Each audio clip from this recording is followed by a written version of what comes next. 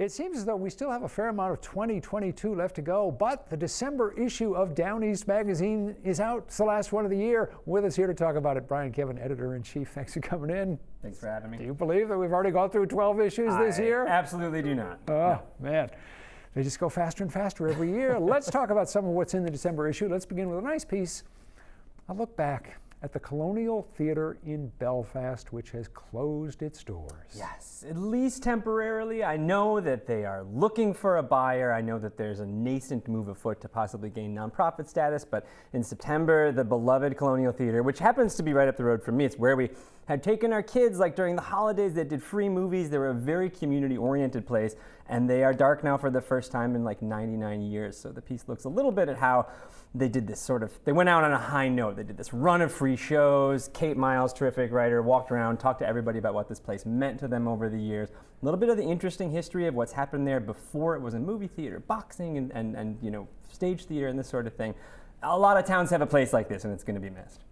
With the holidays coming up, you've got a nice piece where you talk to several talented artisans from Maine. The story is called A Few of Their Favorite Things. You ask them about objects in their lives that have inspired them, that have shaped what they do, and they came up with a bunch of neat selections. We actually made them give us the object, which was very trusting in some cases, because yeah, it's folks who work with their hands in Maine and that we thought could speak to this kind of heritage of caring about things well made and well made with one's hands, right? So it's folks like from the Moser family, the Thomas Moser furniture makers, or talk to John Grace, who is a guy who helped founded Swan Island Blankets at one point. And so these are people who are talking a little bit about like what it means to put care and effort into a thing, and then point out to us items that maybe a mentor gave to them, or maybe it's an axe that dates back to the founding of a company, or something given to someone by a parent, and talk a little bit about how those pieces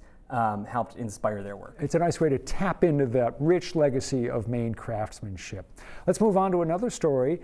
As it's getting colder and snowier in Maine, this is fitting. It's an interview with Jonathan Nathaniel Hayes, who is perhaps one of the best known mushers in the state. And we've got a few, so that's saying something. But you know, Jonathan Nathaniel Hayes got a lot of press a few years ago. For one thing, he runs a certain kind of sled dog known as a Sepala sled dog, and there is a tie in that lineage to Maine, which is that a famous dog named Togo. I think people are a little familiar with Togo's story these days.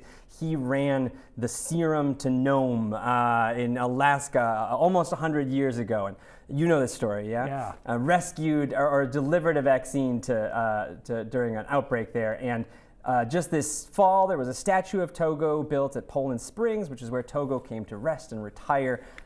So Jonathan Nathaniel Hayes runs these dogs, and what he has going on right now is that he is trying to qualify for the Iditarod in 2025, take his dogs up to Alaska, and run the Iditarod in commemoration of the 100th anniversary of what's called the Serum Run.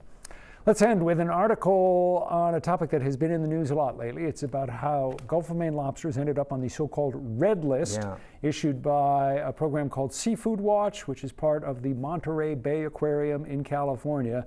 This raises serious questions about what's going to happen to lobsters in the commercial market. Are people going to continue to eat them, or are they going to say, no, they're not viable, it's not a sustainable fishery? When you set Catherine Miles to this story, what did you find, or what did she come up with? Well, you know, this piece is live on the website now, and it's suddenly all the more pertinent because yet another seafood watchdog group just in the last week has this time taken away its sustainability certification, the Marine Stewardship Council, which is arguably an even bigger deal than the Seafood Watch Red List. And so it's a decent way, I think, this piece for folks to get a little bit of a background on the story so far and why these environmental groups who are concerned about the possible side effects that lobster fishing has on the dwindling right whale population are trying to put some pressure on the industry. How the industry responds and says, you know, the problems that right whales population is seeing and these mortalities are not our fault, and really kind of deep dive into the world of these different sustainability lists and certifications and what they mean. One thing that I thought was very interesting is that Kate talked to a lot of chefs in the industry and tried to get their reaction, and it's perhaps not what you expect.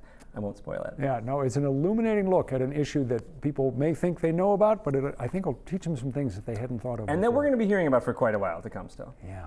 Brian Kevin, as always, great to have you. Thanks. We'll see you with the January issue in another month. It's the December issue of Down East Magazine. It's on sale now. Stick around, back with more of 207 right after this.